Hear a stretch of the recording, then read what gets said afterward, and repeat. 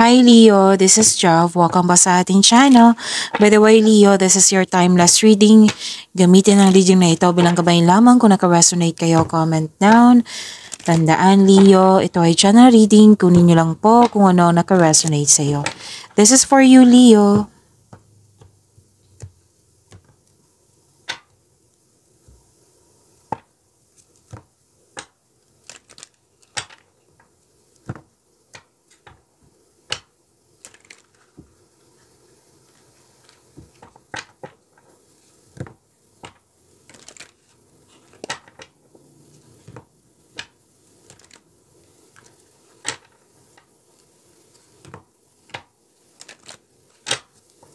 Para po ito sa iyo, Leo.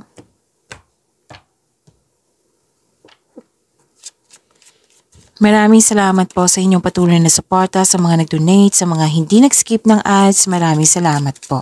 Sa mga hindi pa nag-subscribe, subscribe na po kayo at click bell notification para malaman nyo na may bago tayong video. Para sa mga gusto magpa-reading po, comment po kayo ng personal reading. Again, comment kayo ng personal reading and check my reply sa comment section.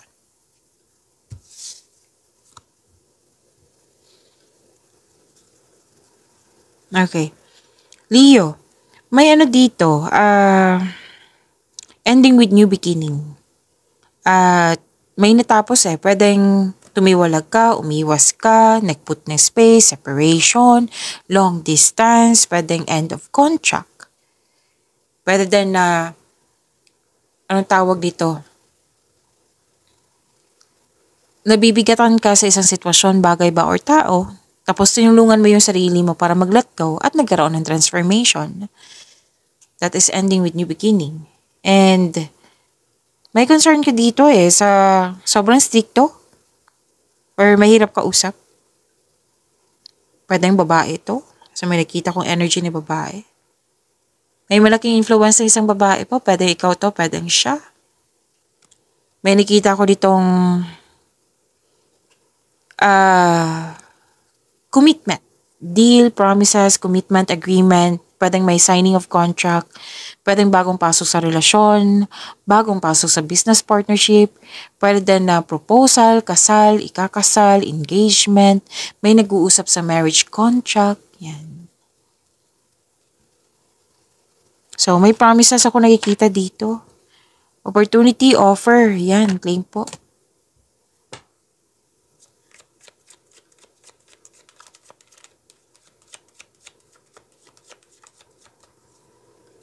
Energy po ni Leo.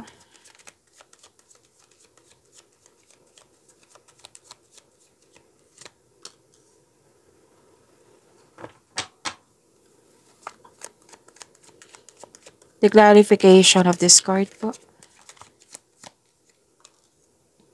Maganda. Leo. Para sa mga bago dito, kung may napansin kayo na repeating message, yan po yung pinupush ng card sa inyo. Like for example, nanood kayo sa inyong monthly, weekly, daily at dito din at may napansin kayo na repeating message, yan po yung pinupush ng card sa inyo na kailangan nyo bigyan ng atensyon, solusyon at aksyon kung maaari po. So na yung energy ni Leo.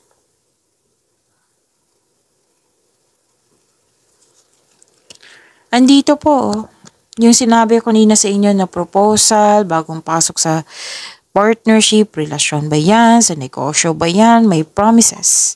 Na-clarify po siya dito. Lumabas sa inyong tarot card. May ligawan, may namuong relasyon, bagong pasok sa relasyon, may nagustuhan. Masaya kayo, mahal na mahal nyo ang isa't isa. Kung sino man to itong tao na malapit sa iyo. Pwedeng person mo to. Supportive kayo sa isa't isa. Yung sinabi ko kanina na opportunity, andito din. May job opportunity din ako nakikita dito. Leo. Business partnership, yes. May nakita. So, nag-clarify, diba? Claim nyo po. That is repeating message. Pwedeng kasosyo. So, itong opportunity na ito na dumating sa inyo, lalo na sa kaperahan nyo, sa career and money nyo, tanggapin nyo po kung pwede. Sinabi kasi ng card nyo dito na kasi may potential. Magkakaroon siya ng financial growth. Pero depende na to sa inyong aksyon. Yes, kasi kailangan mong gumawa ng konkretong plano. Sipagan din sa araw-araw para ma-manifest ito. Okay, para ma-achieve nyo itong sinabi na financial growth. Basta huwag niyong kalimutan na planuhin, na mabuti, konkretong plano po. Sipagan sa araw-araw, habaan ng pasensya para maabot mo to.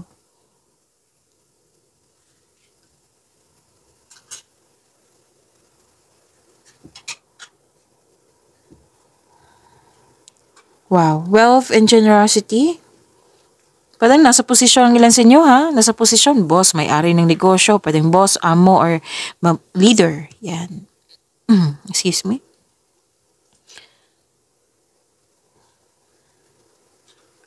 Financial stability, oh. Dalawang card mismo nagsabi dito na magaling ka sa mga ginagawa mo, magaling kayo na leader. Maraming umaasa sa iyo. Yung parating sa inyo, sa mga single dyan. Pasensya na ha, kailangan ko mag-burp. Okay. Yung parating sa inyo, sa mga single dyan, naabot na niya yung financial maturity. Financial stability, sobrang generous to. Katulad mo. So, pwede din to sa partner mo ngayon na na-reach na niya yung financial maturity.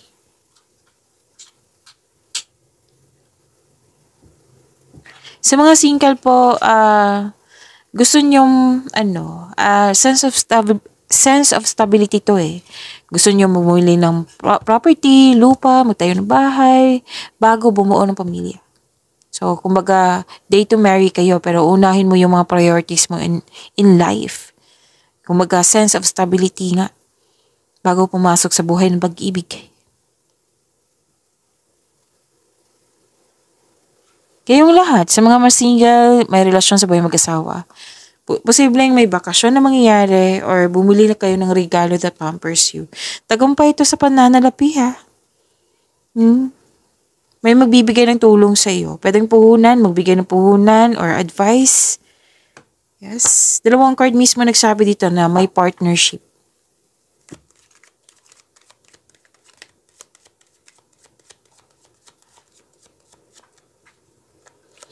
Career and money ni Leo.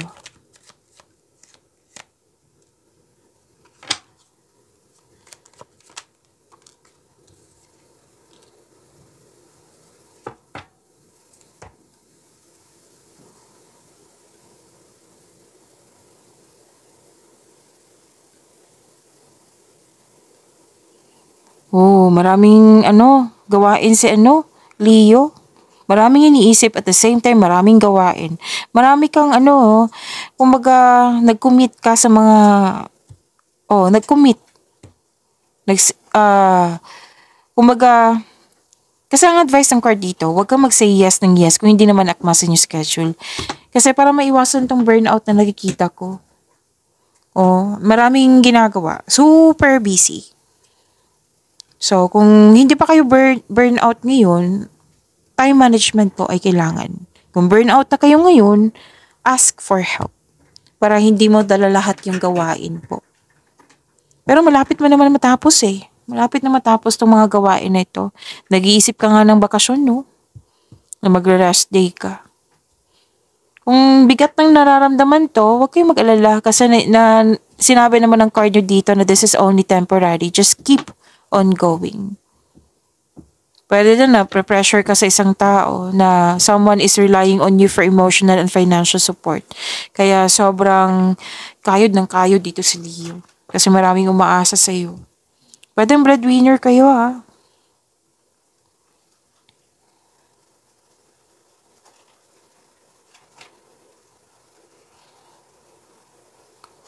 Okay. May toxicity ka sa dito, umiwas po daw kayo sa toxicity. Kasi kung hindi kayo iwas, maapektuhan kayo. Pwede din naman na hindi toxicity na pwedeng place, oo. Kumbaga wag mong tanggapin yung energy ng ganyan. Kasi maapektuhan kayo. It might be yan yung nag-cause ng bigat ng nararamdaman mo. Makinig kayo sa inyong intuition kasi it will guide you away from toxicity. Pero kung close kayo nito, i-address mo yung hurt feelings mo. Kumbaga, communication is the key. So may nakita ko ditong conflict argument. Kung pwede, umiwas na lang. Makinig sa inyong intuition.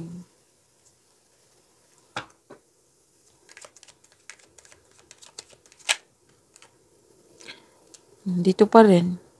Okay, so this is your love life, self-love, partnership, and romance, Leo. Baga, yung nangyari sa career and money, as a career, dala-dala mo sa bahay, pwede din. May nagsabi sa akin ngayon.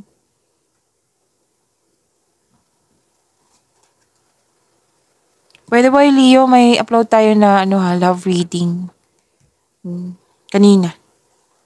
Baka gusto niyong panoorin.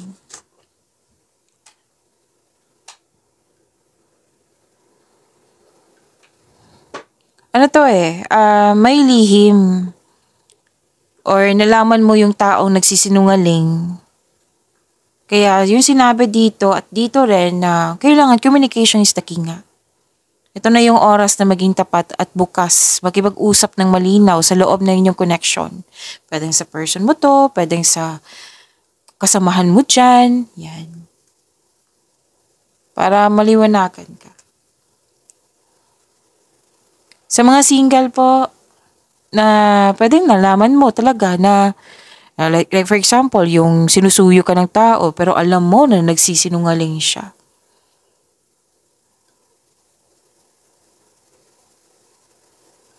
Okay, may advice ang card nyo dito, Leo.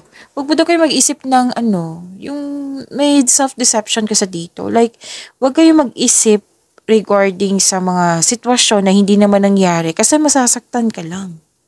Kung ano man to, single ka man, marelasyon sa buhay mag-asawa. So, it might pinasaktan ka talaga sa mga taong hindi totoo sa'yo. Kasi lumabas talaga,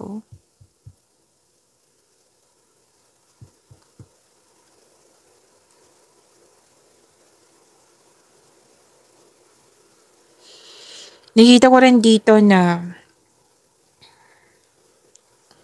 okay, na nagkaroon ka ng time sa mga bata, sa pamilya. Nagbabalanse kasi yung emotion, which is tama. Tama nga naman. Na kung may nagbibigay ng toxicity sa'yo, then doon ka sa mga control nyo na yung na mga nagmamahal sa'yo, yan. Tama yan. Natulungan mo yung sarili mo. Kasi pwedeng nag-aalaga ka ng pamilya, ng mga bata, pwedeng sa sarili mo, pwedeng may nag-aalaga sa'yo ng mother figure. Yan.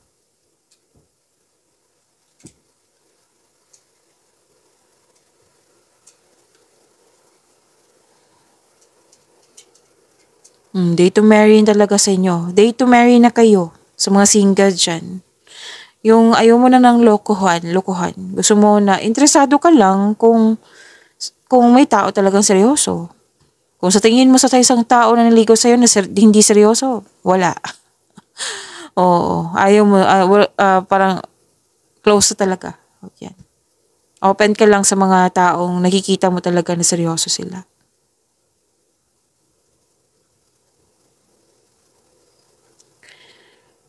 Okay, sa mga marelasyon sa buhay mag-asawa, may dito grupo ng tao, like nagtipon-tipon, tapos ipakilala mo na yung partner mo or kayo ito na ipakilala sa grupo ng tao.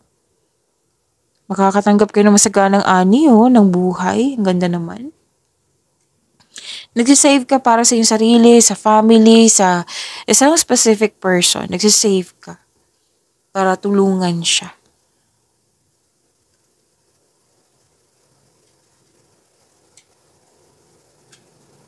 May bagong pag-ibig na binigay ang universe sa inyo. Gift from the universe, pwedeng self-love to.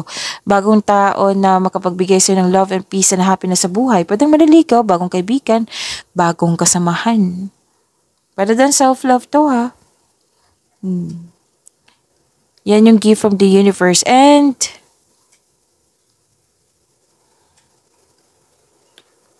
sa mga relasyon dito, nakita ko dito yung pagkakaayos. Mahal na mahal yung isa't isa, masaya kayo, nagkaroon ng positive emotions flow. May buntis dito or the arrival of a new baby. Yes, may buntis. Pagyamanin niyo po yung blessings binigay sa inyo.